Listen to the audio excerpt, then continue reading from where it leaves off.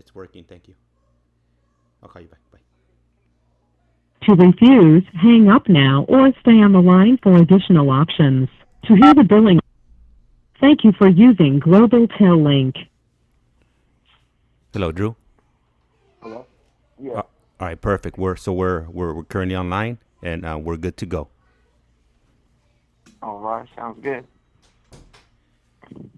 Okay, so the last time we spoke, we left off at you had you were on probation, and you were about to terminate probation, and then you ended up picking up another case. I'll go ahead and hand it off to you here, and then we'll go from there.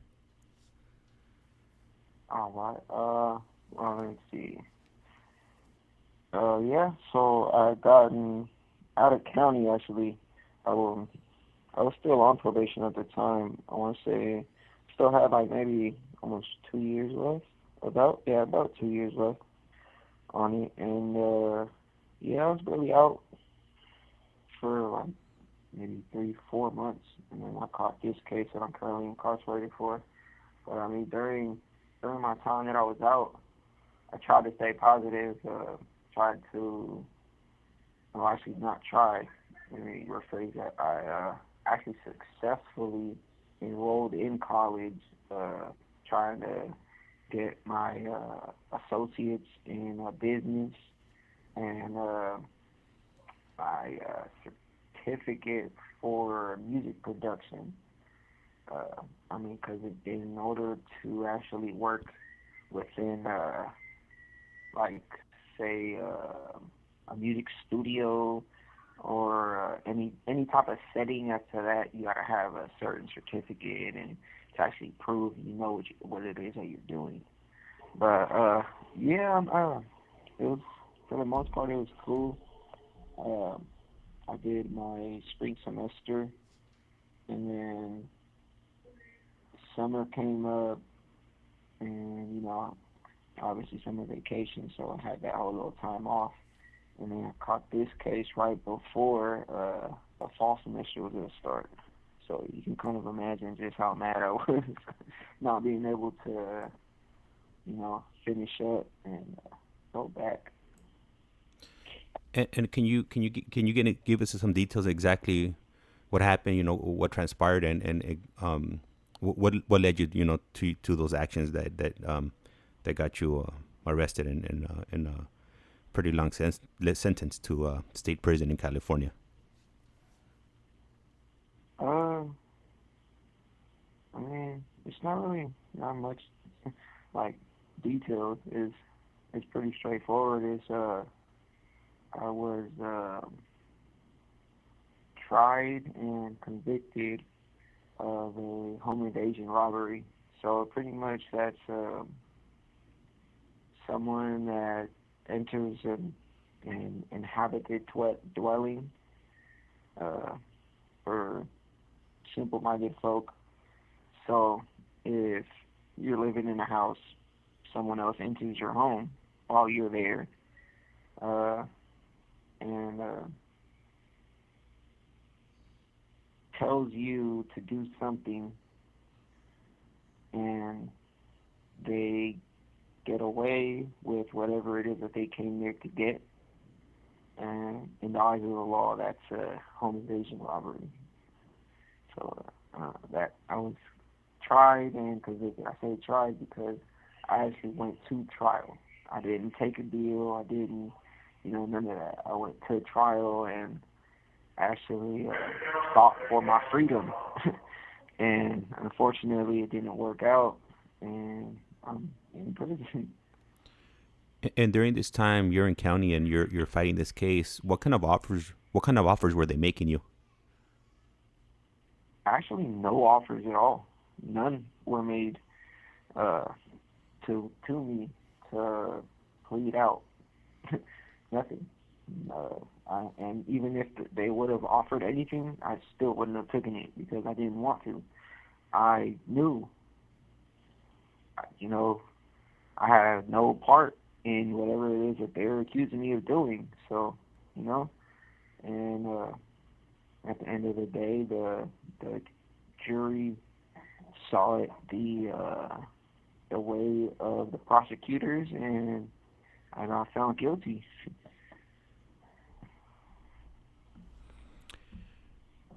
So, how long was the trial for? How long did it take place? Was it over days, one day, or weeks, or how long did your trial take? My trial in total it took about 2 weeks, and no lie, the scariest 2 weeks of my life. And during this time, I'm assuming that the prosecution was bringing in witnesses, reading off witnesses' statements. You brought in witnesses, or you had your alibi to your whereabouts of that day. How, Yeah, yeah. they go ahead. What was the question? Um, can you just like shed like some light on exactly, or like some details of as far as how a trial works? Because normally, I think a majority of the time when people are arrested, they normally tend to try to take a deal and just try to get it over as soon as as fast as possible, and come back home as fast as they can. In your case, you kind of did something that I would say it's a little bit rare when you have somebody take their case to trial. So can you just like shed some light as far as like what transpires in court when you go to trial? Uh, well, here's the thing. There's phases of trial that you go to. It's not like how some people will see in movies or in like television shows where the suspect would you see them in court and there's just a jury there This call and your telephone number will be monitored and recorded. and they're telling their side of the story. Now, see, what the first thing that happens uh, in trial is you do a jury selection. So if anybody out there has ever gotten a jury summons or jury duty, that's what you're going there for. You're going there to possibly be a candidate for jury. So what you're doing is it's about 2 to 3 days, and the prosecution and myself with my lawyer, we are trying to figure out who is the best candidates for the jury. Now, the prosecution and my lawyer, we both get a certain amount of individuals that we want to have on our jury. Now, it's a painstakingly process because you literally have to sit there for hours and just assess these individuals and see who is best qualified to sit on that jury and the people that you think are going to send you home. Now, the prosecution can send your possible candidate home because they feel like that person is going to be in your favor. So they get to excuse a certain amount of people, and we get to excuse a certain amount of people until we finally come to a conclusion as to, okay, these are our 12 people that we want, and I think there's 2 or 3 alternates just in case something happens and a juror can't make it. So you alternate that person in with the other people that you have there on standby. And it's that for me was the most scariest of all because I'm putting my life in these people's hands. And I have to really take a look and choose wisely. And it's like I said, it's a painstaking process because you have to really think about who it is that you want. And that's just the first phase of it. The next phase after that is actual trial.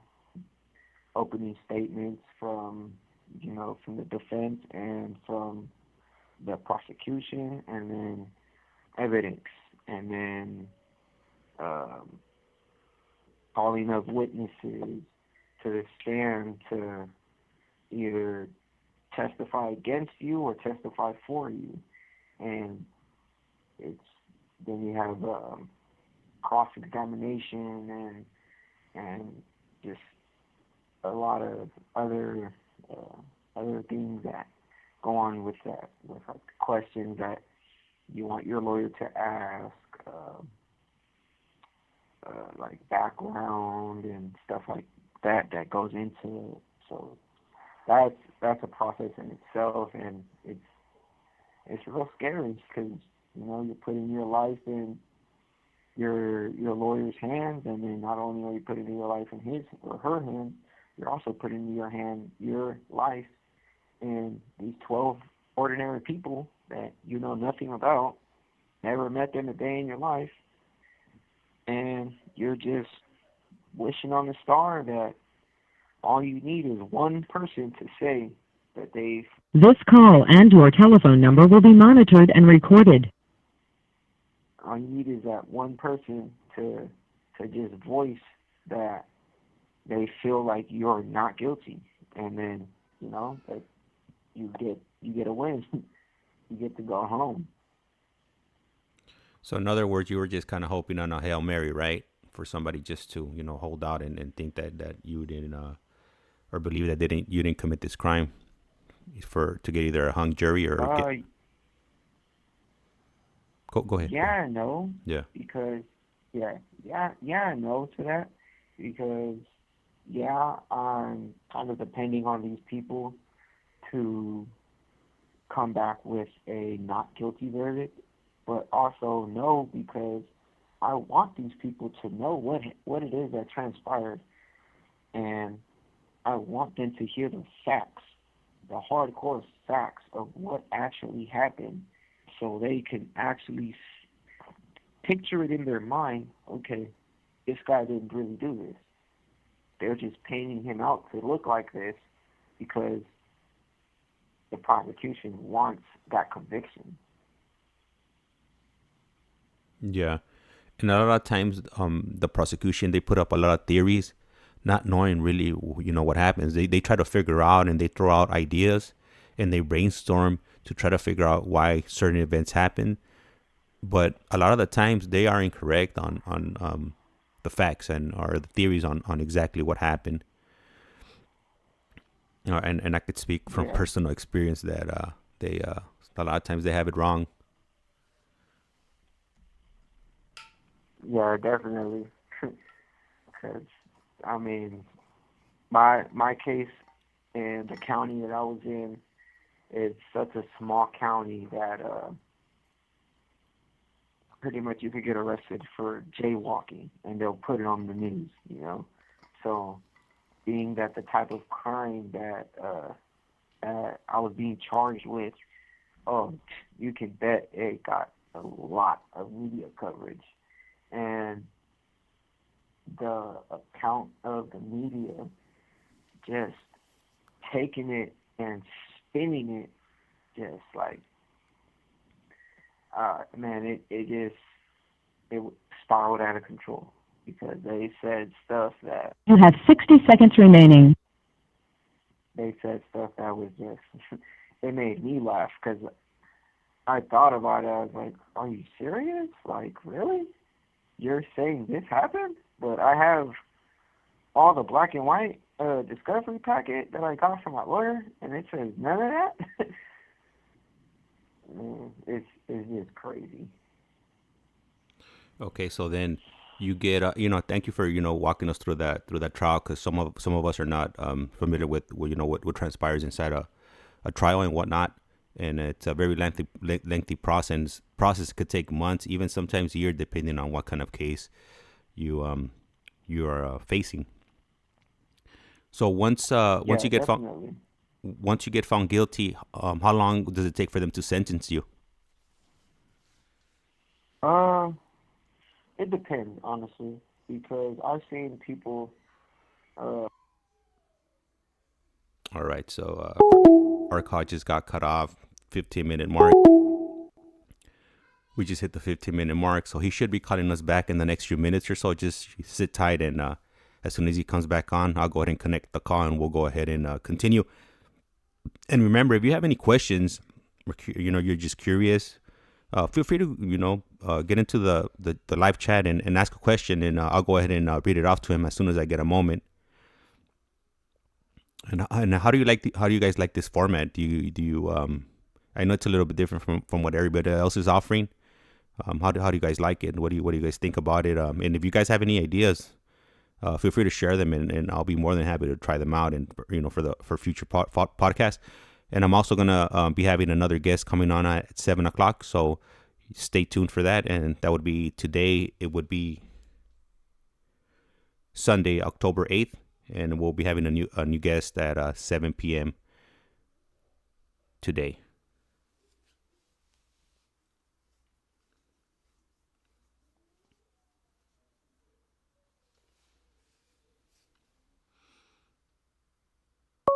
All right, here he is. This call is now being recorded. This is Global Tel Link. You have a prepaid call from Drew. an inmate at the Centinela State Prison, Centinela, California. This call and your telephone number will be monitored and recorded. You have a prepaid call. You will not be charged for this call. To accept this call, say or dial 5 now. Thank you for using Global Tel Link. Okay, Drew, thank you for Yeah. calling us back. So the last question I was asking you before she cut us off, I was asking you about how long did it take for you to get sentenced, and how long were you sentenced to? Well, it depends really on the time of sentencing because you could wait about a week to get sentenced, or you could wait about a month and a half on sentencing. Uh, Before sentencing even happens, you have to be evaluated by our probation. Probation has to come talk to you, uh, kind of like a psychiatrist would, to see where your mental state is, and they'll do that. And then after that, it would come sentencing, and sometimes they don't do that. You'll just go straight to sentencing about a couple of days or a week later, and you'll get sentenced. For me, it took about, I want to say, a month after trial to be sentenced. And when I did get sentenced, I was sentenced to 25 years to life in prison for the home invasion robbery and the gang enhancement that was attached to it, accompanied by the gun enhancement, and count two was a street terrorism. So in total, it was 25 years to life, and plus an extra 3 years for the street terrorism. But since the enhancement carried more, the 3 years for the street terrorism was actually stayed, so I didn't have to do that time. And of all those charges that you were convicted of, which one carried the longest sentence? The gang enhancement that carried 15 years to life. So if you would have not got convicted of of that of that crime, you would have not had life. Exactly. Exactly. If I would have gotten found not guilty in trial, I would have went home that same day. Yeah. So you're at sentencing. They read up the sentence. What's running through your mind at that moment? Do you remember? Honestly, nothing, because I knew the last day of trial when they read that verdict that I was going to get a life sentence. So all I did really, I just prepared mentally for it, because if you're not mentally prepared, and you're not ready for that, it can damage you. Like, I've seen people break down and just be reclusive and just stay in, and that's it. You honestly don't know what's going through their mind, if they're going to be okay, or if they're even going to come out that cell the next day, because of, they might be so depressed where they want to take their own life. And me, I just, like I said, I knew what it is that was going to happen, because I knew how much time uh, the charges carried. So I just mentally prepared myself for it, and I guess you could say I took it like a champ. So how long did you sit in county for before you cut the chain upstate, or you're already upstate, so you you didn't go upstate? And were your people, were they advising you on how to carry yourself once you hit the main line, once you got to reception, and you got to your final destination? uh, Not really. I mean, I I grew up in a family that, on the streets, I was pretty much taught at a young age how to conduct myself. You know, uh, I it took about three 3 months after sentencing, because it was actually during COVID, so everything was pretty much locked down at the time, and they weren't really doing a lot of buses to reception, and then especially during that time, um, two of the reception centers closed. So San Quentin Reception Center and in Northern California, and the Tracy Reception, DVI, were both shut down. One of them being Tracy DVI being shut down permanently, and at that time they weren't doing a lot of prison runs, so it kind of took a little bit. But by the time I actually got there, uh, it was kind of tough. Not gonna lie, it was tough. In county, This call and your telephone number will be monitored and recorded. I had some issues going on, so my standings within my people weren't up to par, so to speak of. And going upstate, I had to make a hard decision, and to either keep it rocking, and every everywhere I go, just do what it is what I have to do, or just kick back and enjoy an early retirement, so to speak of. And I chose the later. So in other words, pretty much, so our audience gets a clear understanding of what happened was, once you hit prison, you didn't remain on the main line. You decided to go to the other side, right? Yeah, yeah, And, yeah. and It was a tough decision.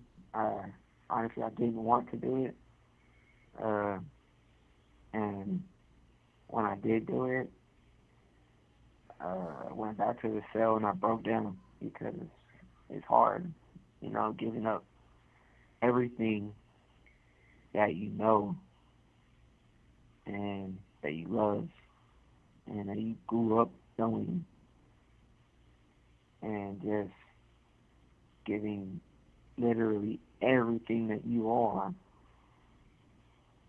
to nothing, pretty much, And that decision, now that I think about it, that decision was probably about the best decision I could have made. And why do you say that? Mainly because of at the time my case was still open, so I was going through an appeals process, and I know if I would have stayed, on the line, then I would have had to gone through some very difficult hardships, and that's something that you really can't prepare for. You just go through the motions, really.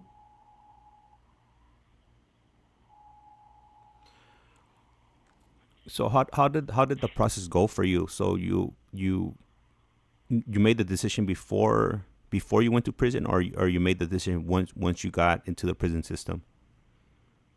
No, once I got to the prison system, actually, because during my time in county, being in the SHU, uh, I kept it rocking, I did what I had to do, and some of it I'm not proud of, and it goes a long way to show how loyal someone can actually be, only to finally realize and wake up to what it actually really is. So once you get to state prison, what do you do exactly to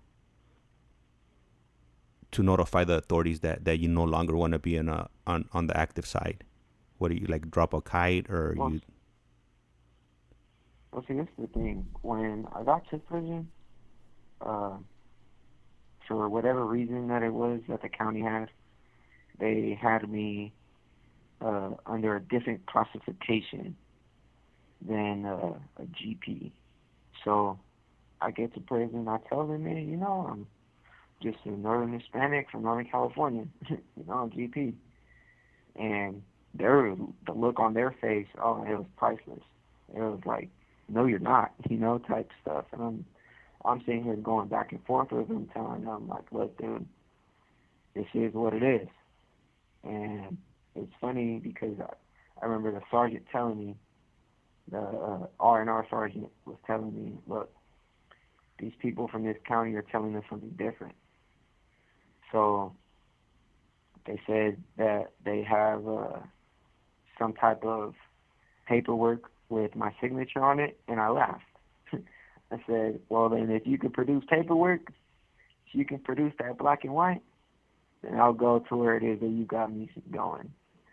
But if you can't produce no paperwork, well, then you better put me in that pod or in that tank where I want to go. So they put me in a tank by myself, and about 5 hours later, the R&R sergeant comes to me and says, look, here's the thing. You weren't lying. There is no paperwork whatsoever with your signature on it saying that, you are SNY. I said, okay, so can you guys put me back on where I'm supposed to go? He goes, well, we can't do that either. So what am I supposed to do? And so they ended up putting me in the SHU, in ADSEG. So I get to prison, this happens, and then they send me to ADSEG. I'm in ADSEG for about the first week because of that, but also because once you get to reception, you have to go through a 2-week quarantine before you even go to any building or any dorm or cell environment. That's what you have to do. So they put me I'm in ADSEG, and I'm kind of going through the motions and everything, This call and your telephone number will be monitored and recorded.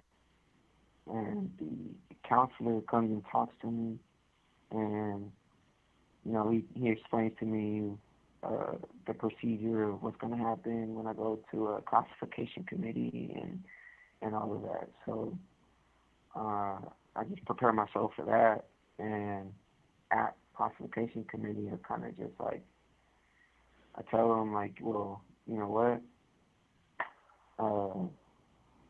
Yeah, when you get that paper that you guys said that didn't have my signature on it, I guess I'll sign it now. So when you were in county, were you assaulted or something? Were the authorities sent word to the prison or the state to let them know that you were in some type of danger? From what I was told, yeah, that's I guess that's what they told them or whatever. But from my knowledge, that's not even close to what happened, you know. Yeah. But I mean, You have 60 seconds remaining. it is what it is, and I mean, I look at it now, and like I said, it was kind of about the best thing I could have done, really, in order to go home. So in your case, pretty much you just had to sign a paper. There was no debriefing, or you didn't tell on anybody, or you didn't give up any information, and nobody's pad got hit. Nothing of that nature, right? Exactly, nothing to that nature whatsoever. Okay. And then so once you sign this paper, what happens next? uh, uh, I finish out my quarantine, and then from there, I was sent to cell living.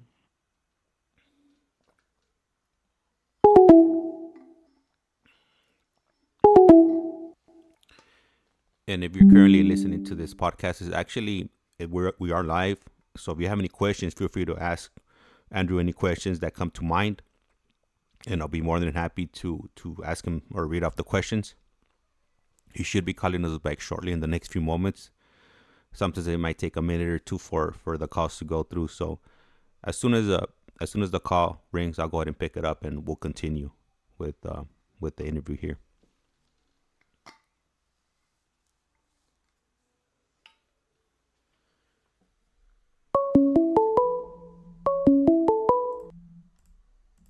This call is now being recorded. This is Global Tel Link. You have a prepaid call from Drew.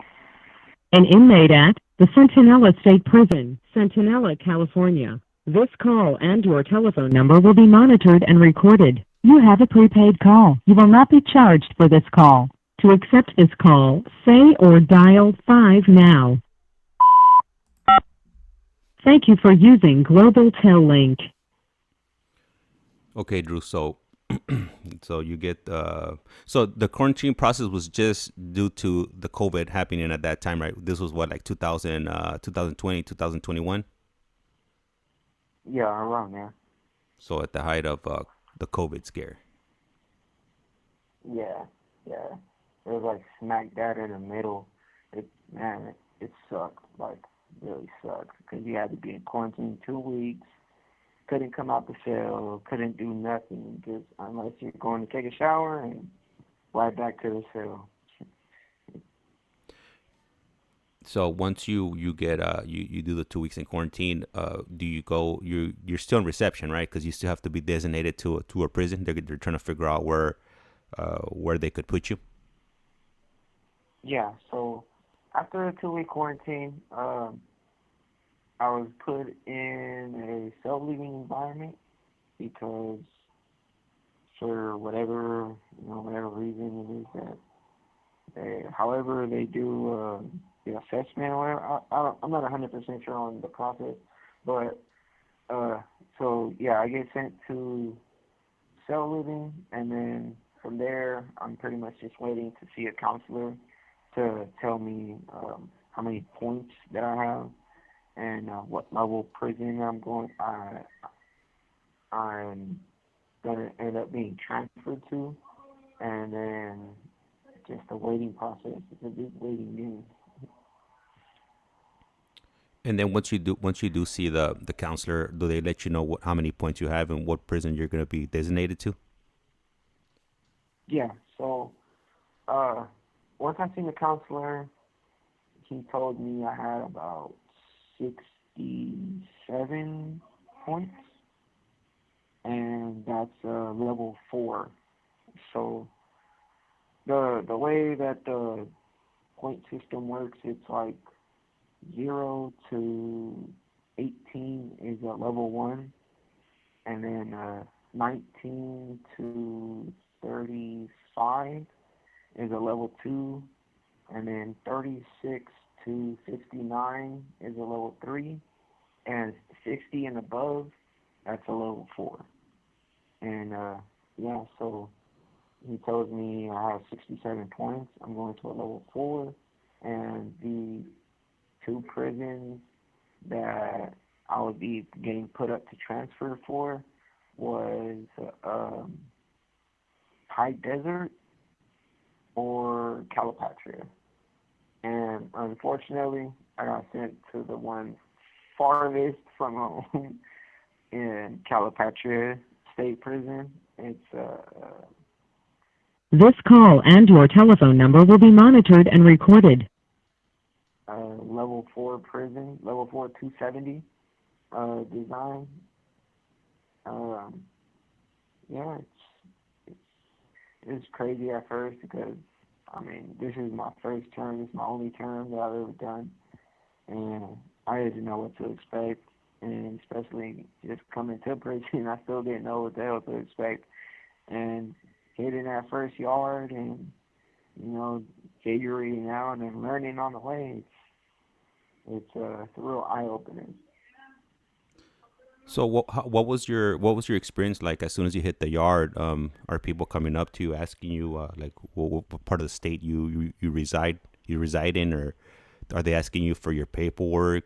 Exactly what's happening when on your first day on the yard, and once you hit your designated prison?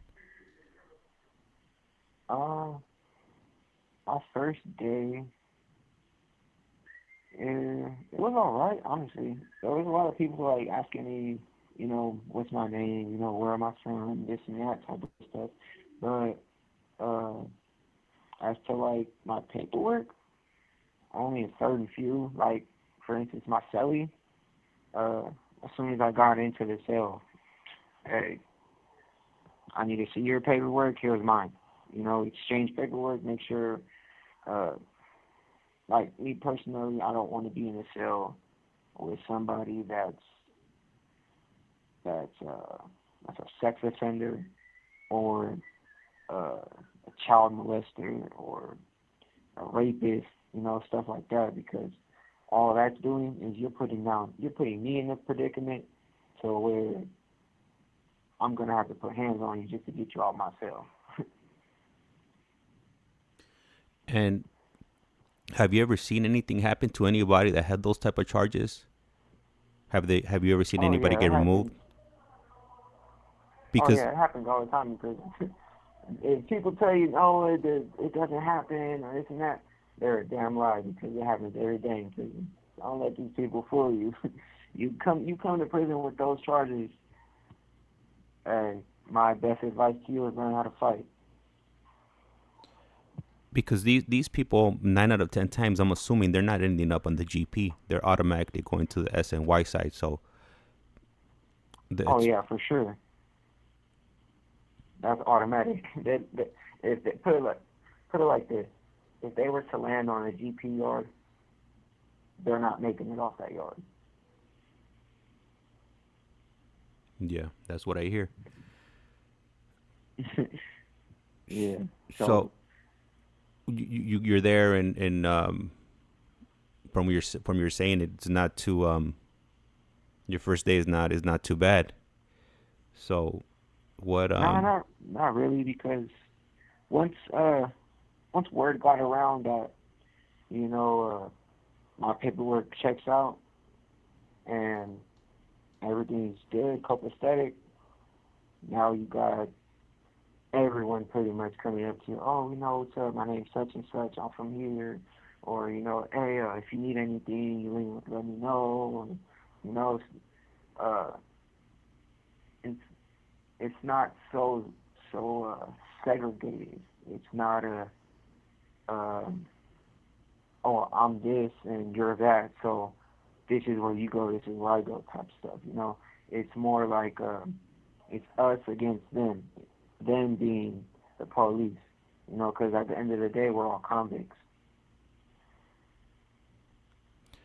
And how do you how's the experience from being in the main line in county jail, ending up in once you hit state and you're in the SNY side? How's it different?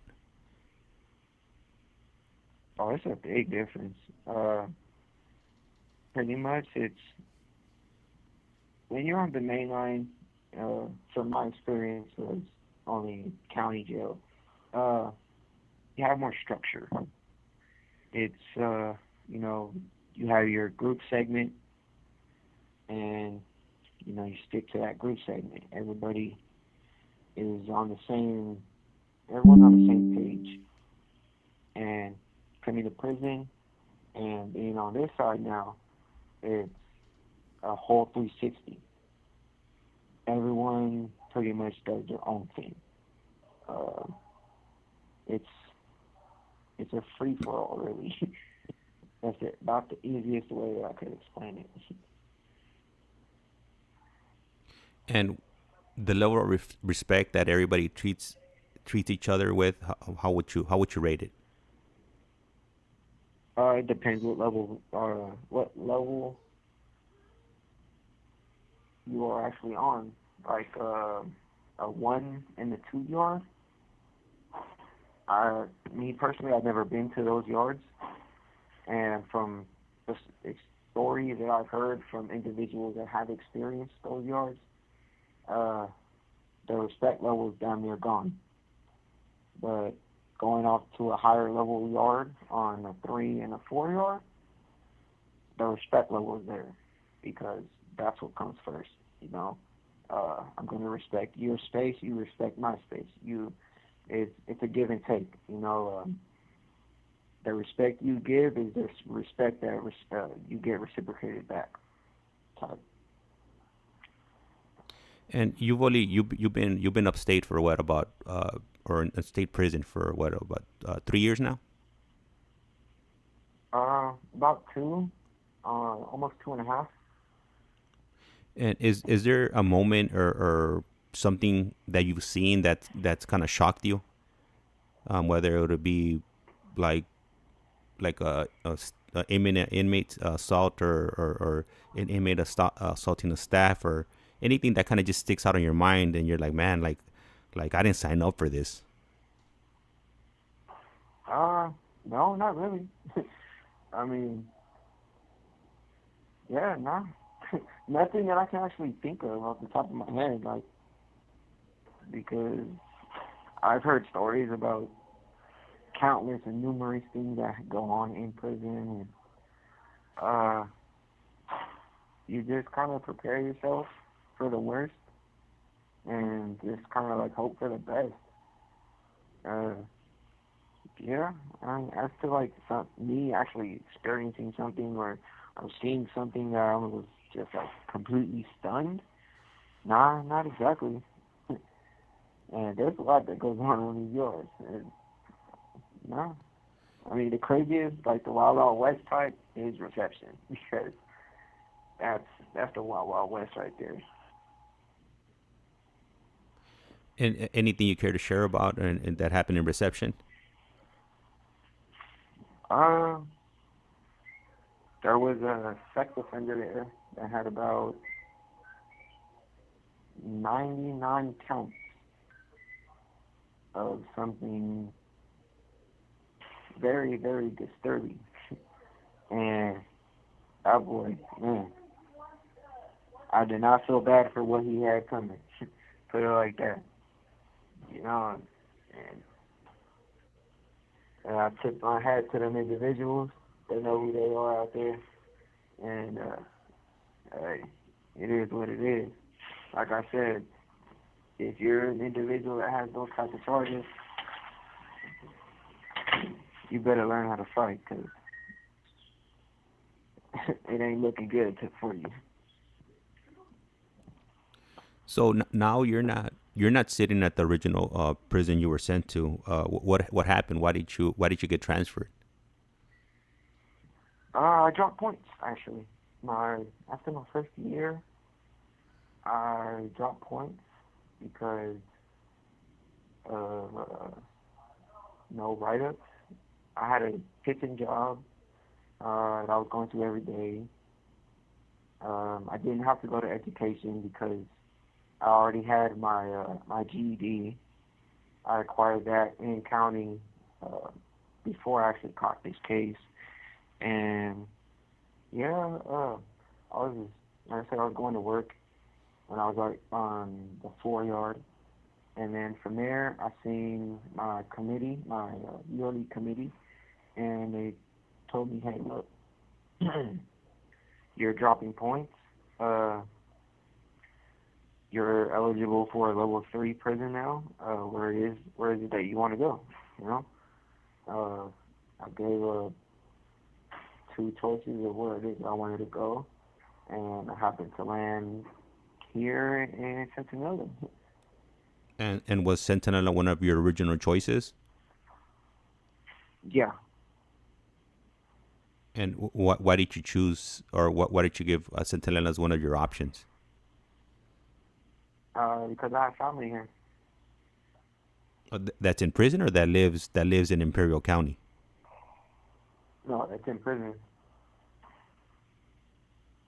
And they're with you on your current yard, or they're in a different yard? No, it was near on this yard. Yeah, I can't actually specify, Yeah. who it is, because then other things come into play after that. And earlier This on, call and your telephone number will be monitored and recorded. you mentioned that You have 60 seconds remaining. you had an appeal pending. Has anything happened with your appeal, or are you still waiting to go back to court, or what's the status on your appeal right now? So with that, it took about from the time I got to prison to till about a couple of months ago, actually. Uh, I had been researching a lot of new laws that were being passed and that were actually being put up for the House Committee and the Senate. And once these laws had passed, and I was actually appointed a appeals lawyer from the appealing program, I was able to get in contact with him, and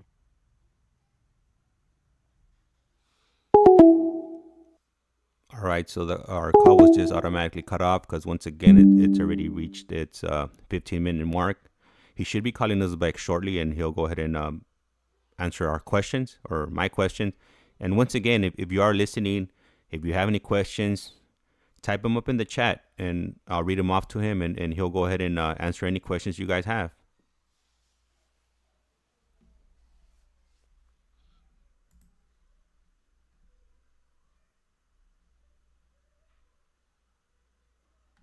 And if you don't feel like reaching out via the chat, you could also reach out to him via the Getting Out app. That's offered by GTL, and you could have direct connect, or a direct contact with him, and reach out to him like that.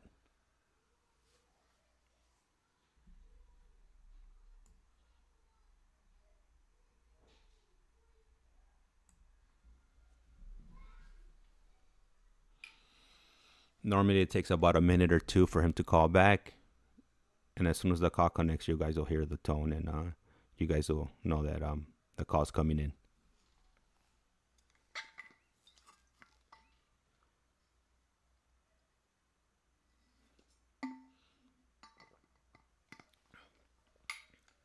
How does the sound quality sound to you guys?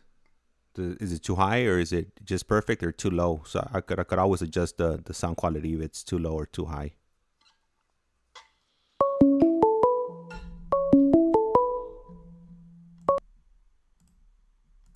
This call is now being This is recorded. Global Tel Link. You have a prepaid call from Drew. an inmate at the Centinela State Prison, Centinela, California. This call and your telephone number will be monitored and recorded. You have a prepaid call. You will not be charged for this call. To accept this call, say or dial 5 now. Thank you for using Global Tel Link. Okay, Drew, thank you for calling back. And the last question, you want to go ahead and answer it?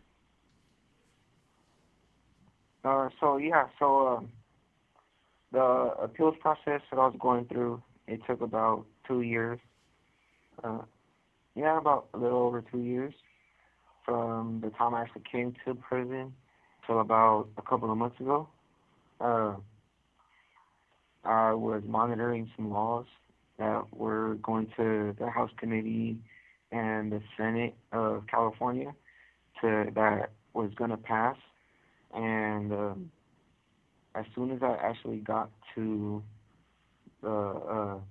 Calipatria, my first yard, they had actually passed. So when I was able to get in contact with my lawyer, I spitballed him some ideas on where it is to start looking so we can get the appeals process rocking. And, I heard from him back, I want to say 3 months after that initial first contact, and it was going good. Everything was going good. And then about, I want to say 6 months ago, I get a letter from my lawyer telling me that the courts granted my appeals, and they had about 90 days to either take me to a retrial or I would have to be resentenced. And the name of the law that was actually helped me to get back into the court system was AB 333. It pertains to the gang enhancements. So they changed it. So in my case, everything that was presented in trial was the predicates for the prosecution to get a conviction of the enhancement. And what they did was they were using these predicates to establish a connection between the gang and myself, and to actually prove that the gang was doing this to benefit in monetary or respect type of level, and that these individuals were committing these predicate crimes for, so to speak, of big homies, quote unquote. And when the law was amended, the House and the Senate made it to where that This call and your telephone number will be monitored and recorded. all of the evidence that was actually used in my case for the enhancement had to be thrown out. Because by definition of a gang, whether you're speaking in law or just looking it up in a dictionary, a gang is consisted of 3 or more individuals in concert, knowing everything that it is that they're doing. So none of this matched up with what the prosecution was doing. And because of that, I was able to get back in the courts, and I actually went back to court, and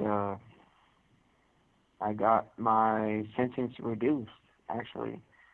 Um, so the prosecution had to throw out the gang enhancement and the strict terrorism charge because they were both one and the same.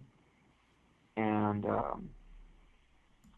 as them doing so, I I pretty much told my lawyer straight up, like, look, we can go to trial, or she uh, she speaking for the assistant district attorney, she can take the deal that I'm about to offer her.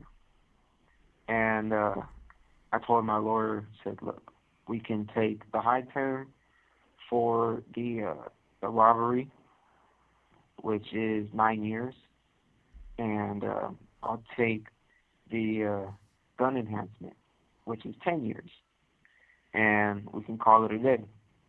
I'm winning because I'm now no longer being subjected to a life sentence, and she's winning because she gets her little conviction that she wants. So he tells her my proposal, and she takes it, and now I'm sitting here uh, with a 19-year sentence and no life. So what does that do to you mentally when that with that elbow removed, that L removed from your sentence? Oh man, uh, it was like a weight, a heavy weight was lifted off my shoulders, because now instead of having possible board dates, I went from having that to having an actual release date that I have coming, that I'm going home. It's not a, well, you have to see if these people want to let you go home. No, it's none of that no more. It's not, I'm dependent on these people to find it in the kindness of their heart to let me go home. No, it's, I'm going home whether it is you like it or not. And on a 19-year sentence, what percentage of that time do you have to do? What's going to be the total after you're done? Um, I want to say 12 years. Let me see. Yeah, I want to say about 12 years, because when I came back from court, I seen a counselor when I got here, and my my release date got changed to 2032. So that's about a little over yeah, a little over or a little less than 9 years. And I'm already eligible for a level 2 placement. So once I get to a level 2, I'll be able to qualify for a 50%. And then off of that, off of that 9 years, I'll only have to do 4. That's a huge time cut right there. Oh yeah, yeah it is. And right now, where you're at, right there, I know they offer a few programs. Are you taking advantage of any of those programs that they're offering? Yeah, actually, I'm in vocational. I'm learning to be a welder. Uh, that was actually something that I wanted to do from the time that I dropped points down to a level 3. And This call and your telephone number will be monitored and recorded. something that was actually kind of difficult for me to get into because I had the life sentence, and I know they normally don't let individuals that have a life sentence go to a vocational program. And now that I'm actually able to go, it's actually what's the word I'm looking for? It's actually beneficial because now, I'm actually able to learn a trade that when the day that it is that I come home, I have something to fall back on and to rely on to be able to provide for myself and for my family. And once you complete the program, are they certified and they'll provide you with some certification that you could use when you do end up going home? Yes, yes.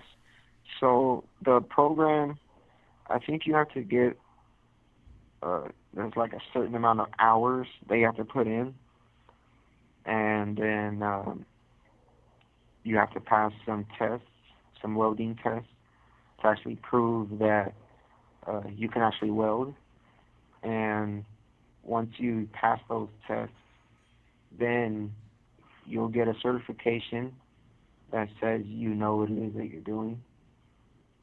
And I mean, you can present that to any job site, on the streets when the time comes that the individual is paroled.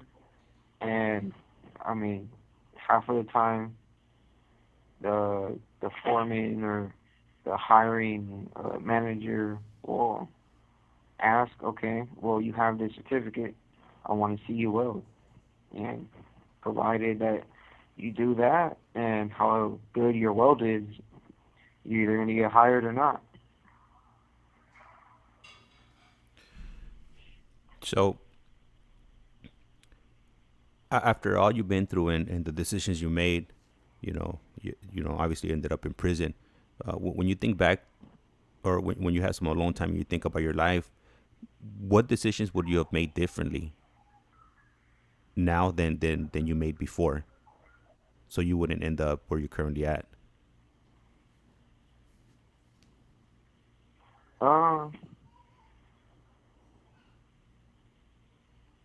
where I'm from, there's a song. uh, there's this song by Prezi, my bad. It's by Prezi. It's called "Do Better." Uh, if you or an individual that's listening to this get the chance to listen to that song, that right there, that's that's what I would do different. And do you think you went to prison to find a better version of yourself? Yeah, honestly, yeah, because I know that when I was out, my my priorities were on the fence, and what I mean by that is I was trying to do good, but at the same time still doing things that I shouldn't have been doing, and that I knew that one way or another I'd end up in prison. And I mean, everything happens for a reason, and I believe that me coming to prison and having to face the hardships that I have, I've uh, I've learned more things about myself now than I did when I was out. And where do you see yourself from your 5 years, or 5 years from the time you get out of prison? Uh, I see myself coming home with a mindset that is going to get me farther in life than what my mindset was when I came to prison. You have 60 seconds remaining. Because I know when I come home,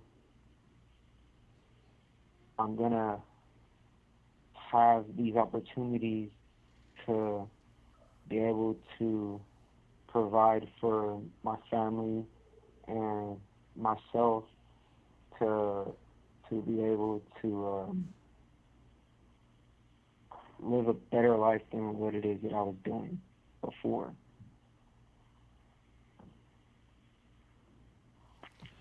Thank you for that answering that right now. And then just want to let the audience know I'm gonna go ahead and cut off the stream right now.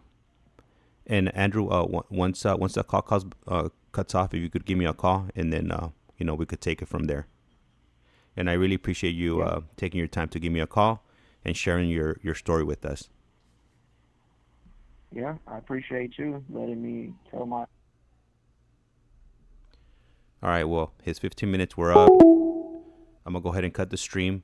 I really appreciate you taking the time to listen to his story, and we are gonna be back on the air about 7 o'clock, and we're gonna have another guest come in. So if you don't want to miss that, go ahead and subscribe, hit the alert button, and hit the like. Thank you.